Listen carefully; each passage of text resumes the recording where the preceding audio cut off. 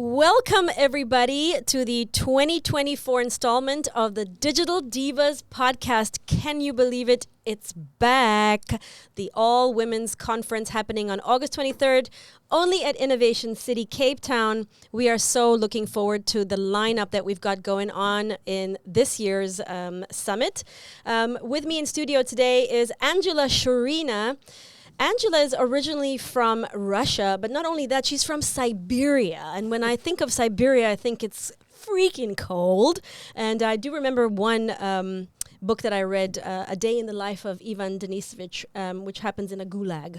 So are there any gulags from where you're from? Actually, yes, there are some not far from the city I'm from. Never been to one of those, but yes, they are there, and it is cold. Like it's winter here, and it's summer exactly like this back home. Oh, wow. Okay. Well, can you tell us a little bit about your background? You know, which town are you from, actually? It's called Surgut, and it's in the north of western Siberia. If you imagine Russia, it's in the middle to the north. One of the coldest places. It's oil and gas center. And I grew up there. I went to school there, and then went to university, a city close by, studied computer science, finished university degree in computer science, and then switched to coaching because computer science wasn't exactly what I wanted to do in life. Well, that's exactly what I want to actually ask you, was this fascinating journey from computer science to coaching. What exactly inspired you to make this shift? I've always been interested in self-development, growth, and this idea. When I was growing up, I loved reading superhero books, and I always felt like there is a superhero inside each of us. And I wanted to understand, how do we bring it out? First, I wanted to understand, how do I bring out it in myself? And then I got fascinated with this process of helping others to bring that superhero out. So together we could go out there and create a beautiful world for all of us to live in. Amazing. And how did you end up in Cape Town? Um, Strike of faith and circumstances. I lived as a digital nomad for 15 years in 15 countries, just was learning about the world. I always felt like the world is my home, not a specific geographical place. I can relate. Yeah, so I was exploring the whole world, and then at some point I felt like I needed home. I wanted to set roots and have the community, the friendships that you usually develop when you stay in one place. And so I was considering different options, and again, due to different circumstances and also language and lifestyle and people, I knew a few people here, and I decided to give this place a try. And I came here with a thought of giving it a try for 3 months, and then I decided to stay. I mean, Cape Town does have that effect on people. You know, once you're here, it's kind of like hard to leave. Am I right? Yeah, and I had the experience of living in many places, and I had quite a few places to compare to, and I didn't experience anything like it. And so, like, yeah, it feels good to stay here. Amazing. And we're the luckiest to have you, actually. Thank you. So you blend neuroscience, psychology, and integrative brain-body health in your coaching. How did you develop this multidisciplinary approach? So my coaching career started in fitness. I started as a personal trainer, and then I transitioned to health, to nutrition, to recovery, to productivity and executive coaching. And so it's kind of like starting from the body and then transitioning into psychology and learning more about behavioral change and learning about how the brain works, and then into how to organize our work processes, having strategy, and implement it consistently. And so I accumulated all these different pieces of knowledge from psychology and neuroscience and productivity and performance. And I saw how it all connects, and that a human being, our performance, the way we show up and what we do in the world, it's this holistic 360 experience. And unless you kind of understand a little bit of everything and you see the whole picture, it's very hard to produce lasting change.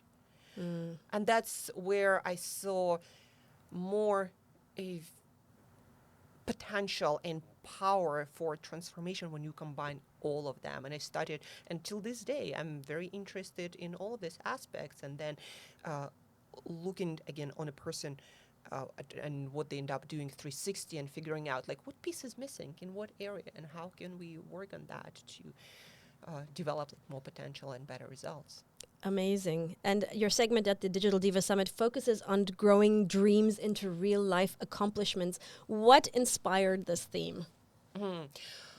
Well, as I mentioned, since I was a kid, I was inspired by development, by growth, by unlocking our potential.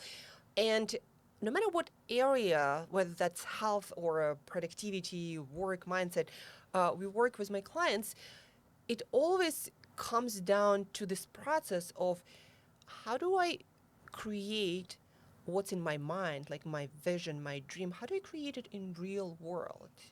And with every client, we focus on this process again, no matter what the goal is. Like, how do I change the dream, this fuzzy thing in my head, Right. into real something that I experience in real life? Yeah. And that's why I wanted to focus on that. I know, and I think a lot of people have a problem with that. Like me, I mean, certainly everyone grows up having a dream at least, and actually making that into reality is a lot harder than what most people, think. And I find it almost a claustrophobic idea that this dream that I've had won't actually come to fruition. That one day I'll be too old to actually realize it. And like for me, it makes me feel anxious because I feel like there's something to be said about having a goal and actually reaching it, right? I mean, that feeling of confidence that it brings and everything that comes after it really is quite vital, if not the most important thing in somebody's life. What kind of clients have you worked with? Can you give us an example of how your process actually works? If you have a dream, like say, I've always dreamt of finishing my novel. How would brain coaching help me realize this dream? I work with leaders at different levels. They can have different positions. Some of them work in companies, some of them have their businesses and they're entrepreneurs. But what unites all of them is that desire to take ownership of their life, of their journey, whether that's career or personal life, right? And like, for example, you have a goal to write a book. You want to create, you want to own that path of being, of living as a writer and manifesting some of your dreams, visions as products, like a book that you can hold. And so the how would we approach that is, first of all, the step number one is making the vision is as clear as it possibly can be, right? So the book, what it's about, what success looks like, where do you want it to be, like distributed, how popular you want it to make, like what kind of people you want this book to be read by, right? So, because that vision will shape the path to get there. There is this saying from Lewis Carroll, if you don't know where you're going, any road will lead you there. Right. So in the world where we have unlimited choices, unlimited things to have, to get, to do, if you don't have a very precise vision of the future, it's very hard to choose the path and the tools and the steps how to get there. Right. So steps, that's why it always starts with the future, making it as clear as possible, making it from fuzzy to concrete. And then from there, based on the experience, based on the best available tools to our knowledge, based on where you are today, your present, your past, like your experiences, we choose a plan, a path, a strategy that makes the most sense.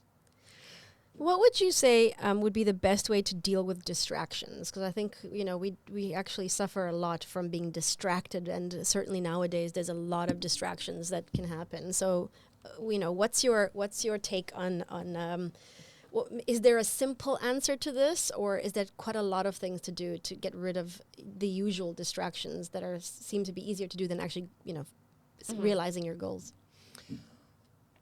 What I came to realize, also learning from smarter people than myself, is that distractions are about two things, like winning over distractions. Number one, having a vision for yourself, for the goal, for the result, for the outcome. Like, what it is you're trying to achieve, what it is you're trying to create with your life, with your actions, with everything that you do. Because the difference between, for example, distraction and opportunity is your goal, right? If my goal, let's say, to write a book, like you said, then everything that is related to the path is going to be an area of focus. Everything that takes you away from this path is going to be distraction. But the things that's going to take you away, I don't know, party, social relationship, they're not distractions in themselves, but they are distracting you from your goal. Right. Right? So it's contextual. Mm-hmm. And then this is point number one, like the vision. What's the goal? What's the outcome? What that will help you to separate distractions from the things that you need to focus on. And the second most powerful thing to understand about distractions is the best way to manage them is to organize your environment. So, for example, again, if social commitments distract you, then create a rule for yourself. I'm saying no to all of the commitments except for this and this. Mm-hmm. And so when somebody asks you out, you'll like, is this? No, then no. Yeah, but okay, like what about temptations then? Let me use that word, because actually temptations seem a little bit sexier than distractions, right? But I mean, Yeah, so temptations, and just like with, for example, nutrition, diet, or exercise, there are always more pleasurable things to do. And the way to kind of build your guardrails against those is practice. It's like putting your reps in. First of all, also back to the environment, making it easy to say no to things that you want out of your life, right? So don't want to eat bad food, don't keep it in your house. It's going to make it more difficult, right? And then just putting the reps in. You say no once, it's going to become easier the second time. And sometimes you're going to sleep and they're like, yeah, that wasn't good. Let me analyze what didn't work. Let me create better environment and let me go again. And the more you do it, the better you get. right, because it's that thing of like what you see that it's closer to your goal, so like you keep doing it. I guess the best thing to do is just to start. Actually, let me interrupt you for a moment. One of my clients told me, Angela, working with you made me realize that actually the most important thing is to make a decision. That this is what I commit to. This is what I stand for. This is who I commit to becoming. Right. Right?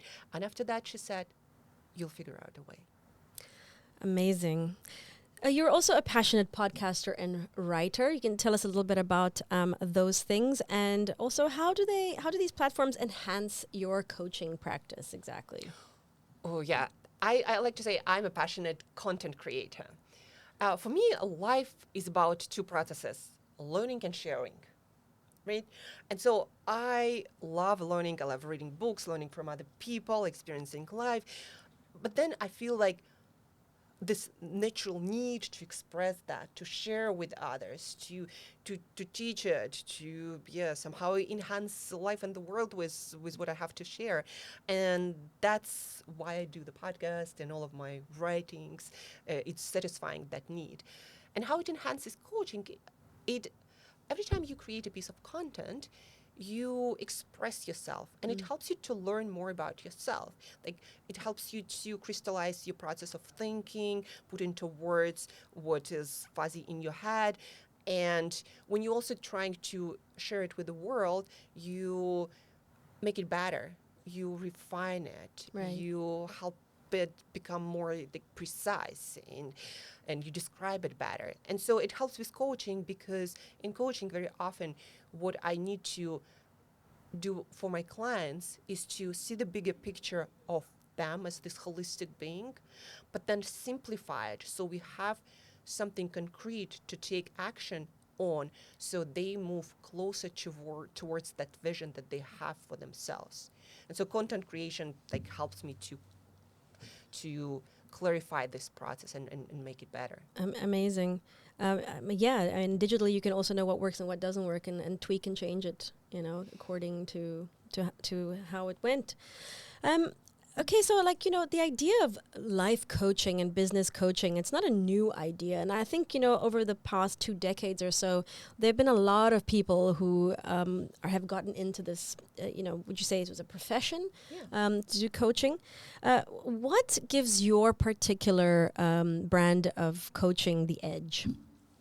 I think that the holistic approach, when somebody comes to me with a problem that is seemingly in their mind, like confidence, right? And they ask me, how do you develop the confidence and presence that you seem to have? And because I have this more holistic background, I know that, for example, doing hard things challenging yourself will increase your confidence. And what's an easier way than to go to the gym and train yourself doing hard things daily, right? And because of that, I prescribe people tools which they don't normally gonna get from any other coach that have to do with their biology, which then changes the mind, which then changes the feeling of confidence, how they show up. And so that gives my coaching the edge. And that's why actually I'm invited to speak, etc., because I bring this new perspective on on the processes like business processes or more cognitive processes. Like this is actually, the way it is because there's 360 human being that has body, that has the mind, that has the work, and things that we want to change often actually come from a different area of you. Amazing. Okay, Angela, your segment at Digital Divas is called Grow Your Dreams into Real Life Accomplishments. It's a workshop, I believe. Yes. Can you tell me what the divas are going to be able to take away from your particular segment on August 23rd? Yes, I'm very excited about this segment, and it's going to be a short one. So it's going to be a concise version of this change process that we talked about before.